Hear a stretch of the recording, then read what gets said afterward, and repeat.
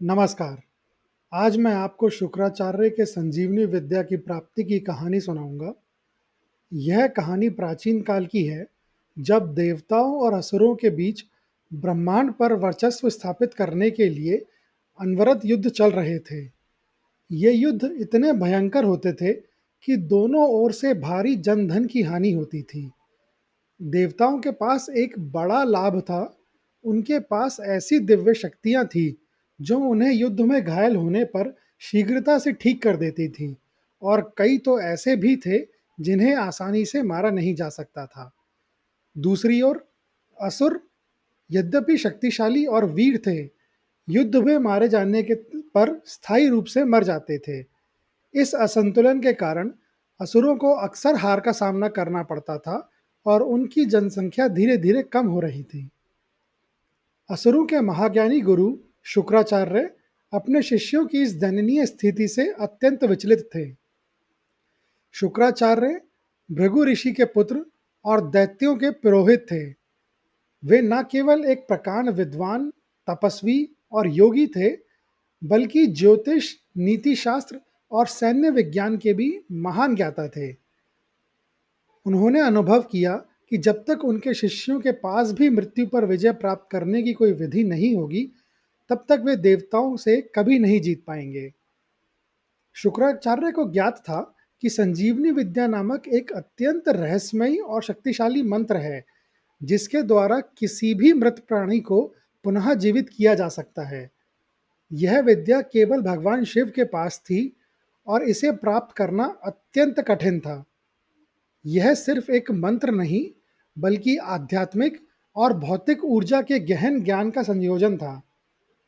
शुक्राचार्य ने दृढ़ संकल्प किया कि वे किसी भी कीमत पर इस विद्या को प्राप्त करेंगे, ताकि वे अपने शिष्यों को पुनर्जीवित कर सकें और असुरों को देवताओं के बराबर ला सकें।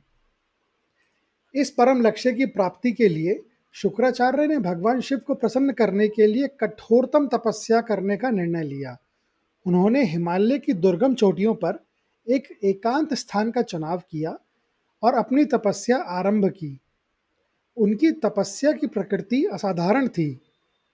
उन्होंने अधोमुख तपस्या की, जिसका अर्थ है कि वे अपने सिर के बल उल्टे लटके हुए। इस अवस्था में उन्होंने ना तो अन्न का एक कण ग्रहण किया और ना ही जल की एक बूंद। वे केवल ब्रह्मांडीय वायु पर जीवित रहते थे, अपनी श्वास और ऊर्जा को नियंत्रित करते हुए। उनकी तपस्या इतनी तीव्र और दीर्घकाल तक चली कि उनके शरीर पर दीमक के ढेर लग गए और उनका मांस सूखकर केवल हड्डियां ही बची। वे एक जीवित अस्थि पंजर मात्र रह गए थे। उनकी आंखें भीतर धंस गई थीं और उनकी आत्मा का संकल्प हिमालय से भी अडिग था। वर्षों वर्ष इसी अवस्था में बीत गए। जब शुक्राचार्य अपनी गहन तपस्या में लीन थे, तो असुर बिना अपने गुरु के मार्गदर्शन और सुरक्षा के कमजोर पड़ने लगे। देवताओं ने इस अवसर को पहचान लिया। उन्हें लगा कि यह असुरों को हमेशा के लिए परास्त करने का सही समय है। देवराज इंद्र के नेतृत्व में देवताओं ने असुरों पर भयंकर आक्रमण कर दिया। असुर, जो अपने गुरु की अनुपस्थिति में भयभीत और शक्तिहीन महसूस कर रहे थे, भागकर शुक्राचार्य की मां काव्य माता, जिन्हें उशाना या भृगु पत्नी के नाम से भी जाना जाता है, के पास पहुंचे। काव्य माता भी एक महान तपस्विनी और शक्तिशालिनी थी। असुरों ने उनसे अपने प्राणों की रक्षा करने की याचना की। काव्य माता ने अपनी संतानवत असुरों की रक्षा करने का भार अपने ऊपर लिया। उन्होंने देवताओं को चेतावनी दी कि वे युद्ध रोक दें, अन्यथा उन्हें भयंकर परिणाम भुगतने होंगे।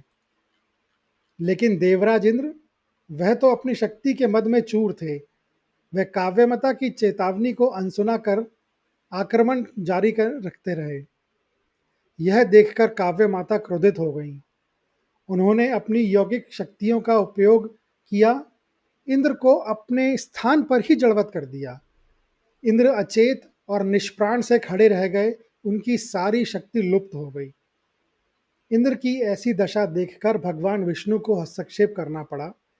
वे जानते थे कि यदि काव्य माता का क्रोध और बढ़ गया तो यह ब्रह्मांड के लिए खतरा बन सकता है।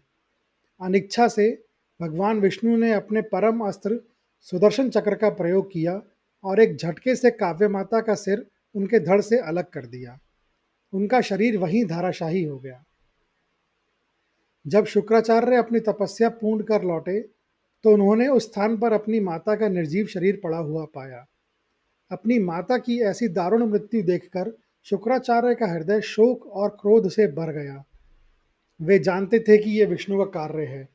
गहन पीड़ा में उन्होंने भगवान विष्णु को श्राप दिया कि चूंकि उन्होंने एक निहत्थी निर्दोष तपस्विनी की हत्या की है, यद्यपि विष्णु ने धर्म की रक्षा के लिए ऐसा किया था, इसलिए उन्हें पृथ्वी पर बारंबार जन्म लेना होगा और मनुष्यों के रूप में कई कष्टों और दुखों का सामना करना होगा।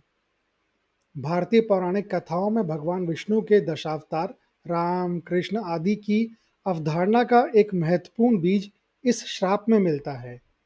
यह दर्शाता है कि देवताओं को भी कर्मों के फल भुगतने पड़ते हैं। अपनी माता के बलिदान और वर्षों की अथक तपस्या के बावजूद शुक्राचार्य ने अपने मूल लक्ष्य से ध्यान नहीं हटाया।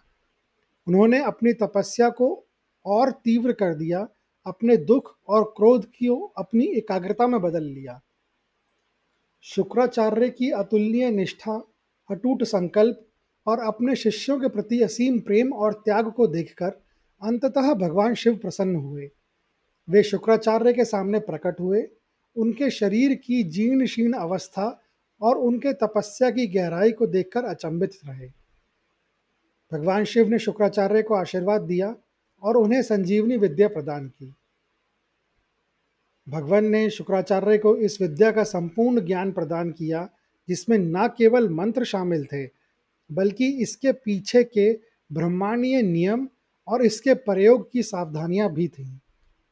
शिव ने शुक्राचार्य को यह भी चेतावनी दी कि इस विद्या का प्रयोग केवल न्याय, धर्म और आवश्यकता पड़ने पर ही किया जाना चाहिए और इसका दुरुपयोग विनाशकारी हो सकता है। संजीवनी विद्या प्राप्त करने के बाद शुक्राचार्य अपने असुर शिष्यों के पास लौटे।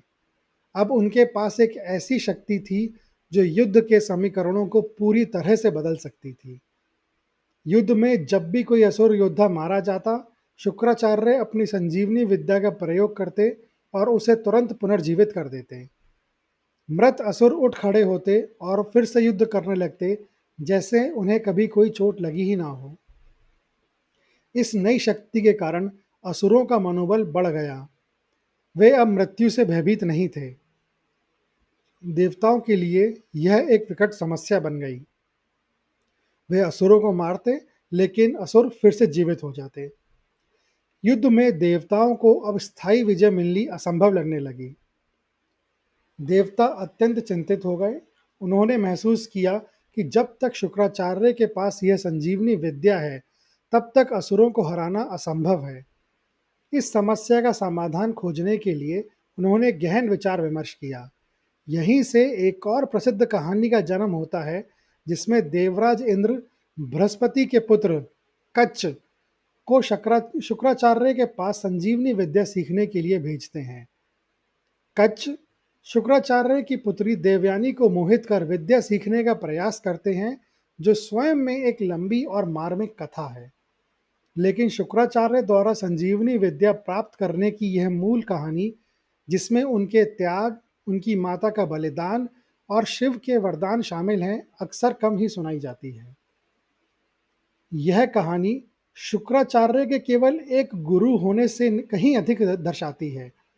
यह उनके अटूट दृढ़ संकल्प, गहन त्याग और अपने शिष्यों के प्रति उनके असीम कर्तव्य बोध का प्रतीक है।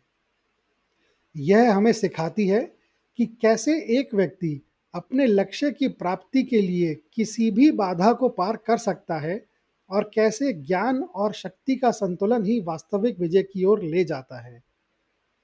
यह भारतीय पौराणिक कथाओं का एक महत्वपूर्ण अंश है, जो हमें केवल युद्ध की नहीं, बल्कि संघर्ष, बलिदान और ज्ञान की शिक्षा देता है। यह वीडियो देखने के लिए धन्यवाद।